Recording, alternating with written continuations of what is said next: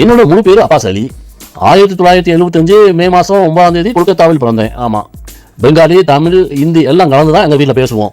எங்கள் குடும்பம் சினிமா வாடகையே இல்லாத குடும்பம்னு சொல்லுவாங்க. என் குடும்பத்தில் சினிமாவை தான் ஓடுது. என்னோட தாத்தா ஃபருக் மிர்சா நீல் தர்பன்கிற பெங்காலி படத்தில் நடித்தவர். அப்பா பக்கம் பெரிய நடிகர் அந்த ஃபெரோஸ் கானுக்கு தூரத்து வருவாங்க. ஆனால் நான் ஒரு நாளும் அந்த பேரை சொல்லி வாய்ப்பு கேட்கல. அப்பா சொல்லிட்டாரு, படித்து இன்ஜினியர் ஆகுன்னு. ஓகே, நானும் மெக்கானிக்கல் இன்ஜினியர் படித்தேன். ஆனால் காலேஜில் போர் அடிச்சது. அப்போது பெங்களூரில் ஃபேஸ் ஆஃப் 94ன்னு ஒரு கான்டெஸ்ட்.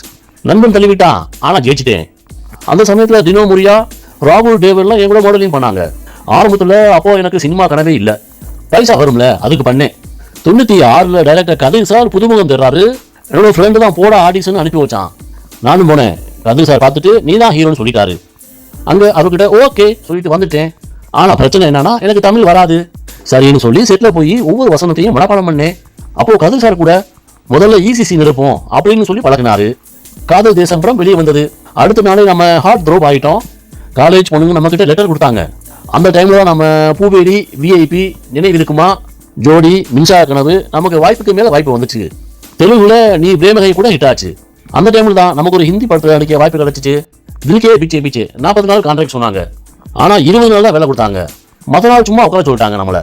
நாம வேலை படம் பண்ணணும், பிஸியாக இருக்கேன், நம்மளால அப்படி உட்கார முடியாது அப்படின்னு கோவமாக சொல்லி வெளியே வந்துட்டேன். அதுக்கப்புறம் தான் நமக்கு ஃபோன் கால் வர ஆரம்பிச்சது. படத்தில் நடின்னு ஃபோர்ஸ் பண்ணி மிரட்டினாங்க. ஆனால் படம் கூட கேட்கல.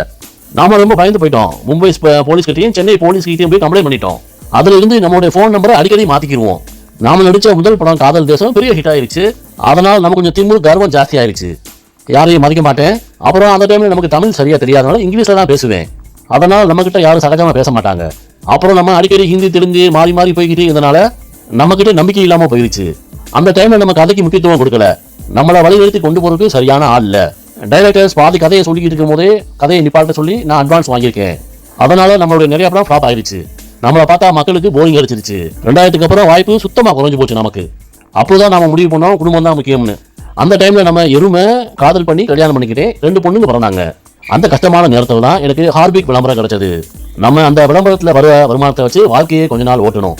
அதை பற்றி மற்றவங்க தப்பாக பேசினாங்க எல்லாமே சோறு போட மாட்டாங்கன்னு நமக்கு தெரியும். அந்த ஹார்பிக் விளம்பரத்தோட கான்ட்ராக்ட் முடிஞ்சவொடனே நான் நியூசிலாந்து போயிட்டேன். அங்கே போய் நம்ம என்ன பண்ணணும் தெரியுமா? கார் மெக்கானிக் வேலை பார்த்தோம், டாக்ஸி ஓட்டணும்.